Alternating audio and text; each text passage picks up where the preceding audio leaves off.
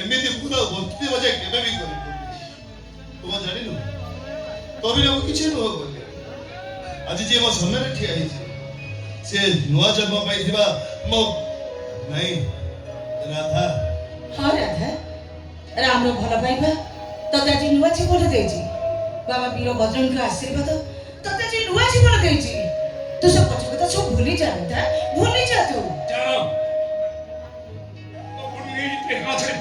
କିନ୍ତୁ କାହିଁକି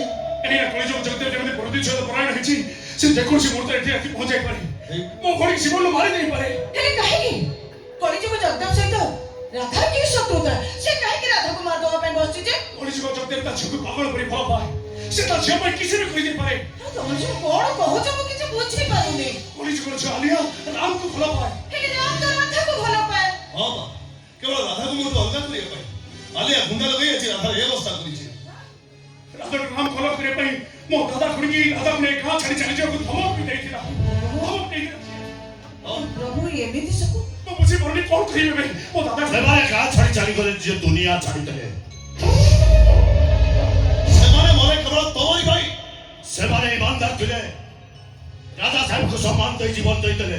ହେଲେ ରାଜା ରାଧା ଏଇଠି ରହିବ ଏଇ ଗାଁରେ ରହିବ। କଣ କଲେ ଆଉ ତମେ ମାନେ ବୁଝ ମୁଁ ତ କିଛି ଜାଣିପାରୁନି। ରାଧା ଏଠି ନହେଲେ କଣ ଅସୁବିଧା ତମେ ମାନେ ଜାଣିପାରୁନ? ହତେ ଛାଡ଼ ରାଧା ରହୁ ଆଜି ଆମେ ଡକ୍ଟର ରହୁ ମାନେ ମାନେ ଗୋଟେ ତାଲାରେ କଣ ଦିଟା କାଠି ଝୁଲୁନି? ତମର କଣ ଅସୁବିଧା ହଉଛି? ରାଜା ସାହେବଙ୍କୁ ଯୋଇ ହବ ହୋ ଭାଗ୍ୟ। ତୁ ରାଜି ହେଇଯା ରାମ। ରାଜା ସାହେବ ଯାହା କହୁଛନ୍ତି ତାଙ୍କ କଥାରେ ତୁ ରାଜି ହେଇଯା। ତାଙ୍କ ଜୟୀ ହବା କୋଟି ପୁଣ୍ୟର ଫଳ। ତତେ କାହିଁକି ଏତେ ଭଲ କହୁଛନ୍ତି ମୁଁ ତ ଜାଣିନି। ତା ନହେଲେ ରାଜା ସାହେବଙ୍କୁ ଜୟୀ ହବା ପାଇଁ ଲଣ୍ଡନ ରାଜକୁମାର ମତେ କହୁଛି। ତାହେଲେ ସେଇଠି ବାହାଘର କରିଦେଉନାହାନ୍ତି କଣ ପାଇଁ? କାହିଁକି ନା ମୋ ଝିଅ ତତେ ଚାହେଁ। ମୁଁ କିନ୍ତୁ ରାଧାକୁ ଚାହେଁ। ମୋ ଝିଅର ଆଜି ପର୍ଯ୍ୟନ୍ତ କୌଣସି ଚାପ ପୂର୍ଣ୍ଣ ରଖିନି। ମୁଁ ବି ଆଜି ଯାଏ କାହା ସହିତ ବେଇମାନି କରିନି। ତାହେଲେ ରାଜା ମରିବ। ଆପଣ ସେମିତି କୁହନ୍ତୁନି। ମୁଁ ଆପଣଙ୍କୁ କଥା ଦଉଛି ମୋ ଭଳି ନେବେ ଏତେ ଦୂରକୁ ଚାଲିଯିବି ଯେ ଆପଣମାନେ ଖୋଜିଦେବେ ତାକୁ ପାଇବେନି। ଦେଖ ଆଜ୍ଞା ମୁଁ ମୋ ଭାଇକି ବୁଝେଇଦେବି, ନିଶ୍ଚୟ ବୁଝେଇଦେବି। ସେଇଆ କରନ୍ତୁ। ସୁନା ଅନାଦିଆ କୁକୁଡ଼ାକୁ ଏ ଟଙ୍କା ଇନକମ୍ କରୁଛି। ମୁଁ ବୁଝିପାରୁନି ଆଲିଆ ମ୍ୟାଡାମ ଠାରୁ ଏ ରାଧା ପାଖରେ ଏମିତି କଣ ଅଧିକା ହଉଛି?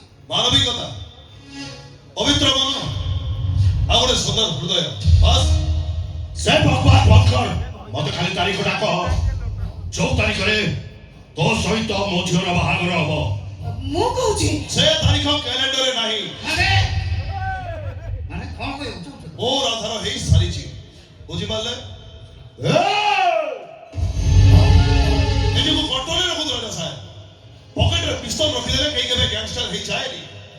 ପକେଟରେ ହନୁମାନ ଚାଳିଶା ରଖୁଥିବା ଲୋକର ଘୁଟଣା ଯେତେବେଳେ ବିଗିଡ଼ି ଯାଏ ସେ ବି ସବୁ କିଛି ଓଲଟ ପାଲଟ କରିଦିଏ। ତ ମତେ ଜବାବ ଦଉଛୁ କଳିଯୁଗ ଜଗଦେବକୁ ଜବାବ ଦଉଛୁ। ଓ ମୁଁ ଜାଣିଛି ତୁକୁ ଏମିତି ସେମିତି ଖେଳାଳି ନୁହଁ, ଗୋଟାଏ ଭଲ ଖେଳାଳି।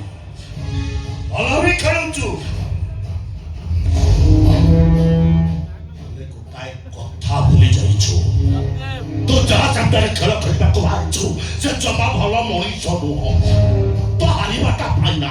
ଖେଳର ମଜା ସେତେବେଳେ ଆସେ ରାଜା ସାହେବ ଯେତେବେଳେ ଇନିଂସର ଲାଷ୍ଟ ଓଭର ଲାଷ୍ଟ ବଲରେ 6 ରନ୍ ଦରକାର ଥାଏ। ଆଉ ଏ ରାମ ସେମିତିକା ପ୍ଲେୟାର ଯେ ଲାଷ୍ଟ ଓଭର ଲାଷ୍ଟ ବଲରେ 6 ହିଁ ମାରେ। ମୋ କଥା କହିବା କଥା କଣ ପଳେଇବା ଚାଲୁ ଶୁଣୁଛନ୍ତି ସେ କେମିତିକା ଡାଇଲଗ ମାରୁଛି। ମୁଁ କ୍ଲିୟର ସେ ଆପଣଙ୍କ ଝିଅକୁ ବାହା ହବନି।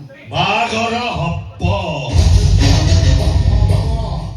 କେମିତି ହବ? ବେଦି ବନ୍ଧା ହବ କୋଉଠି? এই মন্দির সামনে আসন্তা রাম নবমী দিন। ଆଉ ବର କିଏ? ମୁଁ ଯଦି ରାମ ନବମୀ ପୂର୍ବରୁ ରାମ ମୋ କଥାରେ ରାଜି ହେଇ ମୋ ଜୟ ନ ହୁଏ, ବେଦିରେ ବସିବ ଝିଅର ଜୟ ନ ହୁଏ, ତାହେଲେ ସେଦିନ ସେ ବେଦିରେ ବସିବ ରାମର ଭଉଣୀ ଶାନ୍ତା। କଳିଯୁଗ ଚକ୍କର 25 ବର୍ଷ ତଳର ସେ ବ୍ଲାକ୍ ଆଣ୍ଡ ହ୍ୱାଇଟ୍ ସିନେମାର ଛାତି ଧରା ଦୁର୍ଜନ ମନେ ପକାର। ମୋ ସମ୍ମାନ ଉପରକୁ ଆଙ୍ଗୁଠି ଉଠେଇଲେ ନା ମୋ ସମ୍ପର୍କ ଦେଖେ ନା ବୟସ।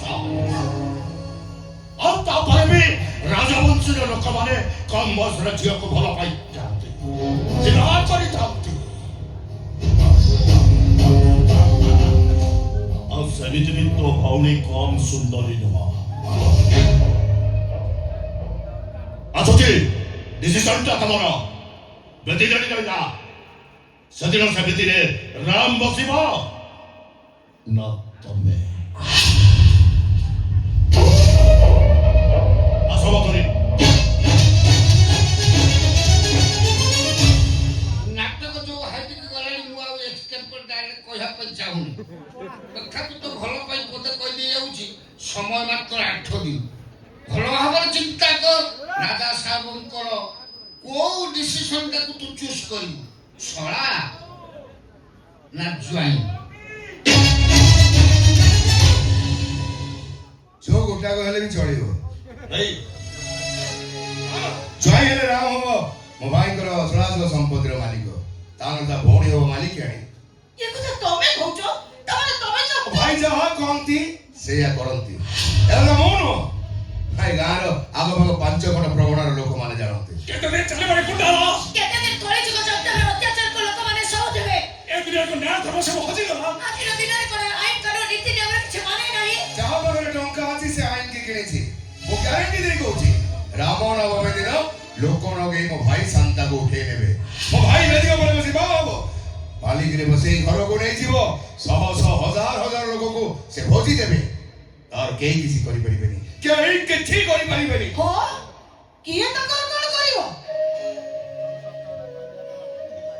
ଠିକ ଅଛ ତମେ କେହି ତାଙ୍କର କିଛି କରିପାରିବେନି ଯୋଉ ଗାଁର ଲୋକମାନେ ମାରିଛି କିଏ କଳିଯୁଗ ଯନ୍ତ୍ରକୁ ସାମ୍ନା କରିବ ଯୋଉ ଗାଁର ଟୋକାମାନେ ଭୀରୁ କାପୁରୁଷ କିଏ କଳିଯୁଗ ଯନ୍ତ୍ରକୁ ସାମ୍ନା କରିବ ଯୋଉଠି ଜଣେ ଭାଇ ସାମ୍ନାରେ ଜଣେ ଭଉଣୀକୁ ଜଣେ ବୟସ୍କ ଲୋକ ବାହା ହେବା ପାଇଁ ତାରିଖ ଦେଇଗଲା ତାକୁ ଛୁଇଁ ନେଇ ଚାଲିଗଲା ଅଥଚ ମୋ 6 ଫୁଟିଆ ଭାଇଟା ସେଠି ପଥର ମୂର୍ତ୍ତି ଭଳି ନିଶ୍ଚଳ ହେଇ ଠିଆ ହେଇଛି ସେଠି ତ ରାଧା ମାନେ ବଳାତ୍କାର ହେବେ ନା ଇଏ ଶାନ୍ତା ମାନେ କଳିଯୁଗ ଯନ୍ତ୍ରର ରକ୍ଷିତା ହେବେ ନା କଣ କହିଲ ବାପା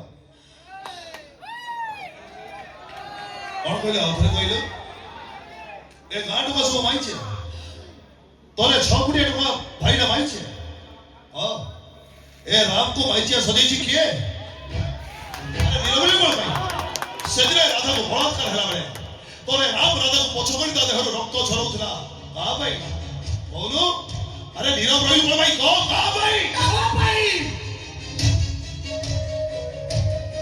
ଓ ଭାଇ ତମ ପାଇଁ ଆପଣଙ୍କୁ ମାରିବାର ସାମର୍ଥ୍ୟ ରଖୁଥିବା ରାମକୁ ନିରସ୍ତ୍ର କରିଦେଇଛ ତମେ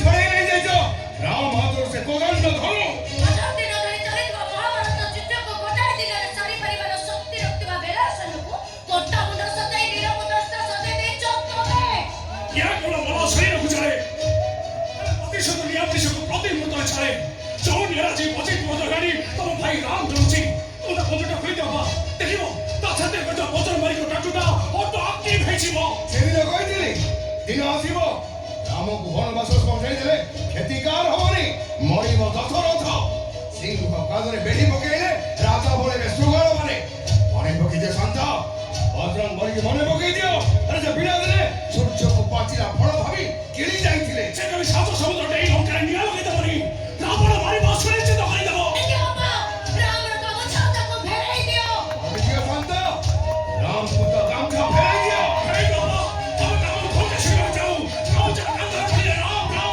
ହାତରେ ମାଟି